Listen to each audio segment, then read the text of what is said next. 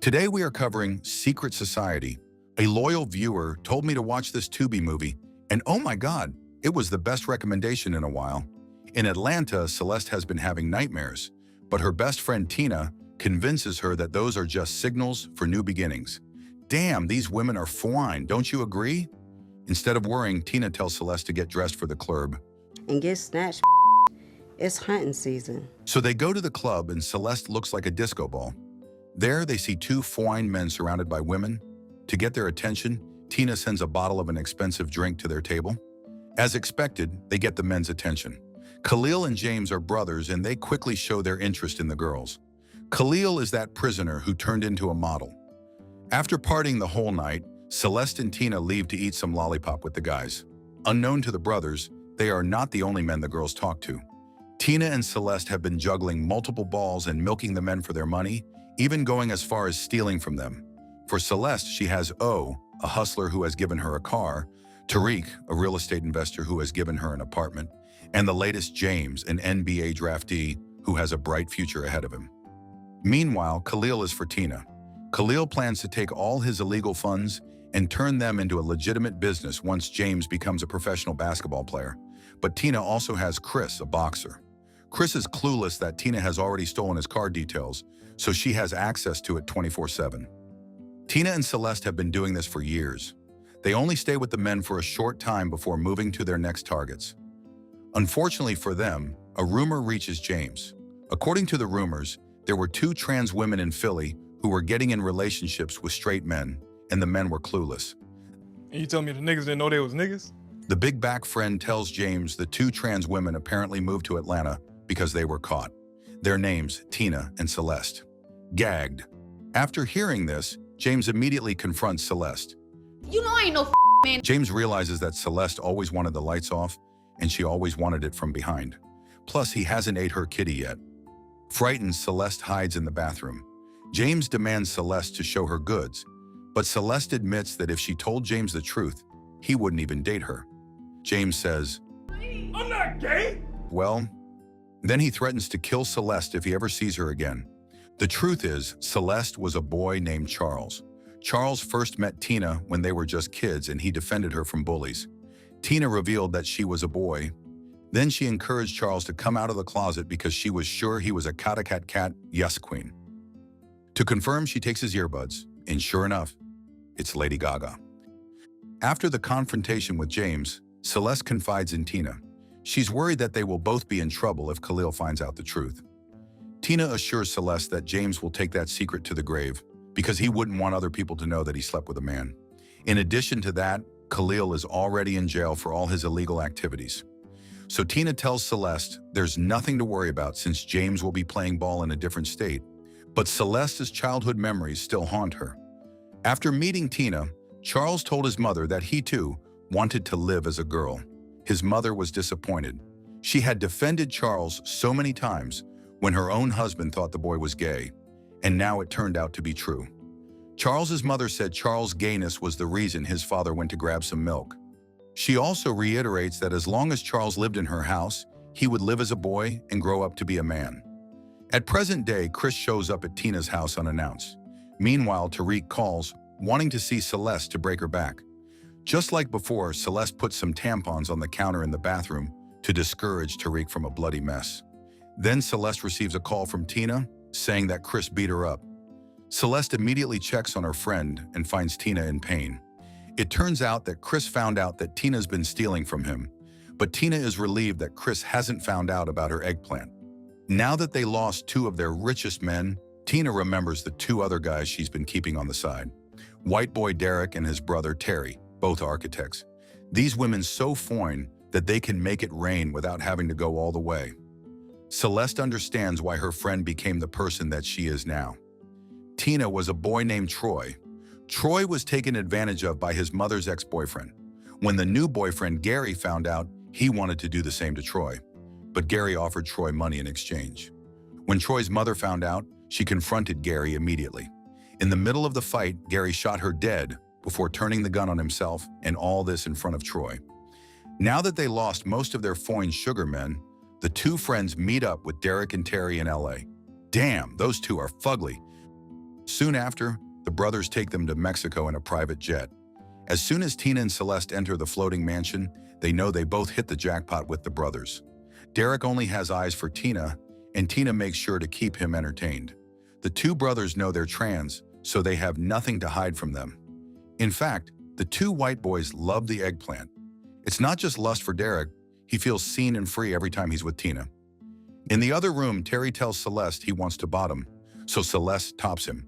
The next day, Tina teases Celeste about this. Then when the waiter comes, she says, Your breath smells like shit. Derek is so comfortable with Tina that in just a few days, he pops the question. Celeste is shocked, but she tries to be supportive.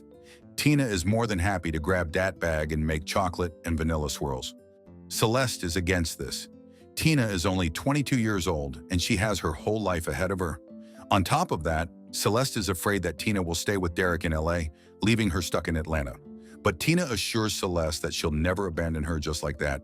Besides, they've been best friends for a very long time, way before they started their ho-tivities.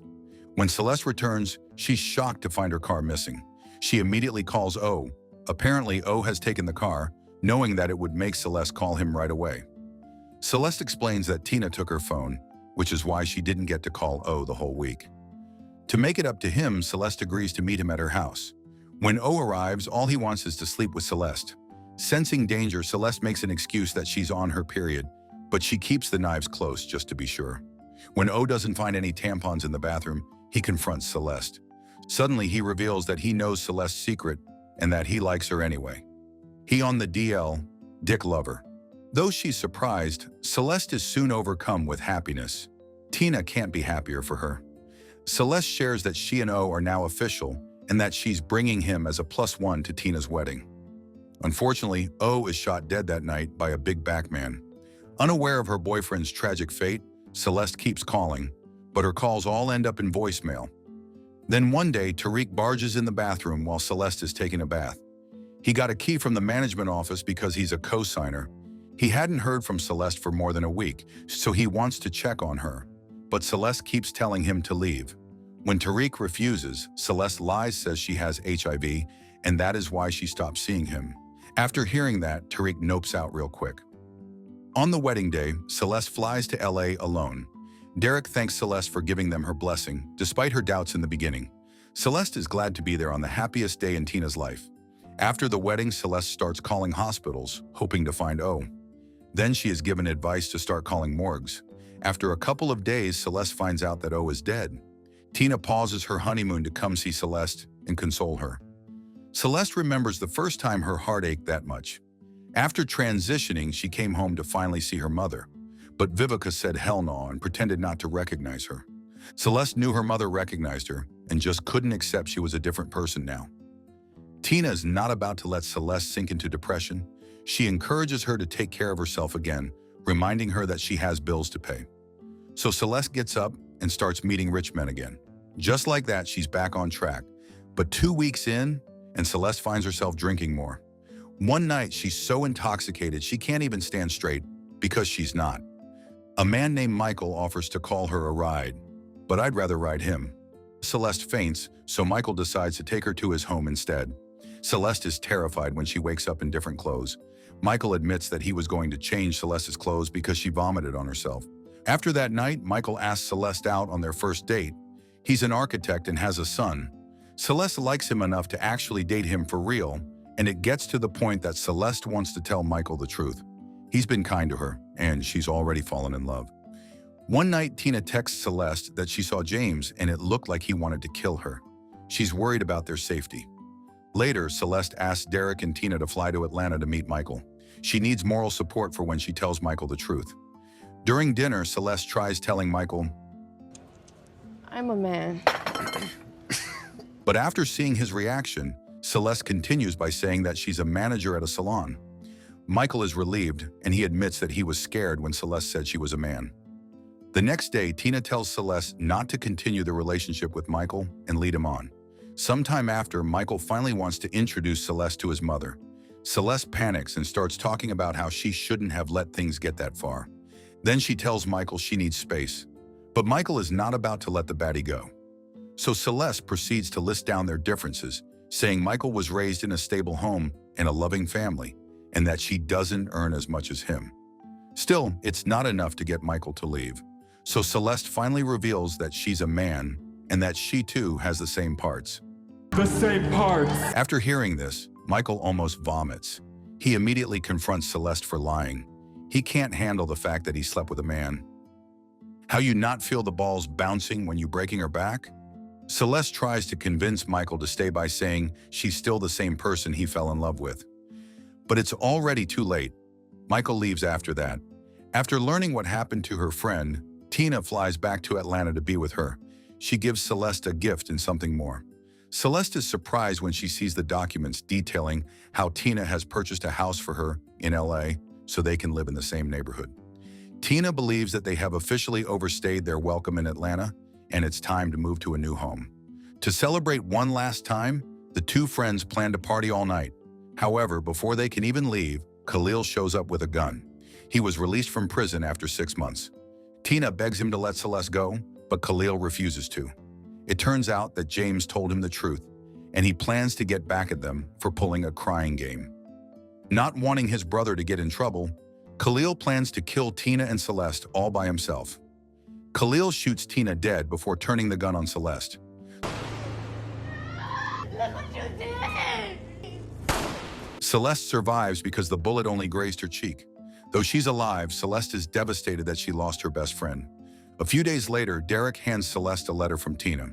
Inside, Tina wrote that she wants unconditional love for Celeste, the same kind of love that she herself got from Derek. And with that, Celeste finally takes her first step to her new house in LA. Then the phone rings and it's Michael calling. Y'all, that was so good. The wigs, the fashion. Well, most of the fashion. I need a part 2, and I need Celeste to get her revenge on Khalil. What did you guys think of this one? If you like this video, make sure you subscribe and turn on notifications because YouTube isn't recommending my videos. And if you would like to watch more foolishness, click here or here.